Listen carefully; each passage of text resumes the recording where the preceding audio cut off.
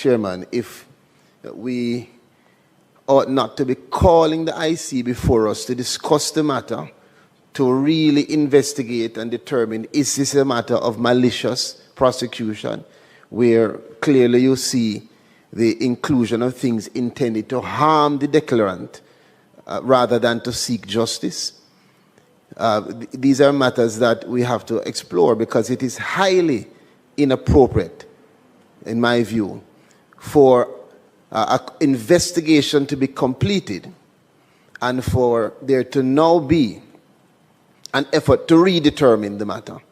Section 7 of the Integrity Commission Act speaks directly to cooperation between other bodies and agreement and arrangements, and it allows the Commission in the performance of its functions to cooperate with any person or body that it may deem appropriate, including those bodies that it is now seeking to redetermine this matter, that it itself has concluded. It's either that the IC is turning against itself, or that you have a situation here that is exposing itself as being a matter of corruption. And I must tell you, I am very concerned, because as a nation, if we intend to address corruption, Mr. Chairman, we must ensure that those with the primary responsibility are not including any contaminated or corrupt operation in that effort. And I speak very seriously on it, boldly.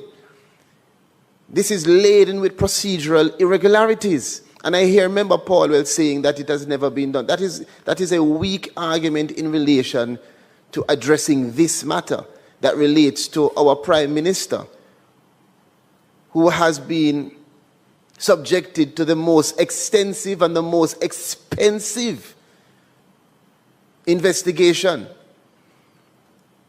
And we must be very clear in ensuring that as a matter of law and principle, what is done here must be done with fairness at the forefront. Chairman,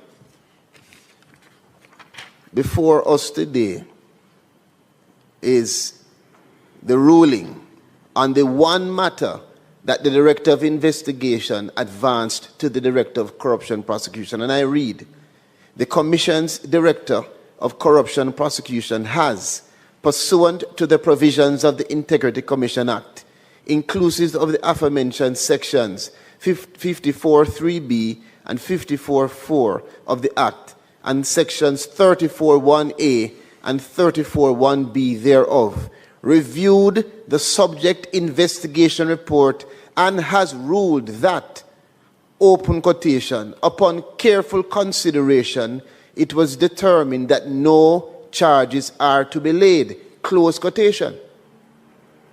Why is it that in the motion that has been advanced, you hear no reference to what the Director of Corruption Prosecution has determined further to an examination of what has been placed before her? The other matters that are discussed in the report were not even sufficient to be advanced to the Director of Corruption Prosecution for a determination.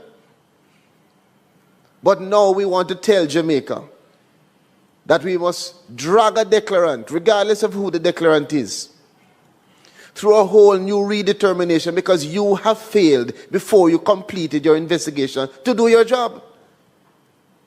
And I tell you, Mr. Chairman,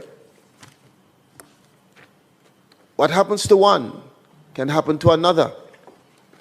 There are matters that have come before the Integrity Commission and the then Contractor General that I will raise at another place to remind members and to remind those that are making much ado of this and trying to extend it to a place where it ought not to go, of what occurred when they were the ones on trial. So, Mr. Chairman, I think that as a matter of procedure, and when you examine the process, we have no choice but to ensure that before this goes any further or anywhere else, that some questions are answered as it relates to the process, the procedure, and what I see as an unfortunate effort to extend this in an inappropriate way. There are legal principles that have to be looked on from the matter of what we call functus officio, Mr. Chairman, which is a doctrine that dictates that once you have fully exercised your authority, you don't get the opportunity to redetermine those issues.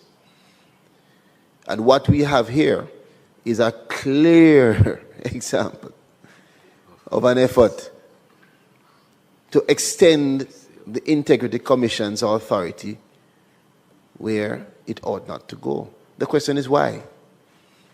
Why? And who is supporting this? And why is it being so supported? There are other issues which I won't raise here, and I hope that the declarant, in listening, will look on the issues of mandamus and other things to determine whether or not the Integrity Commission ought not to be compelled to certify, having come down with a ruling.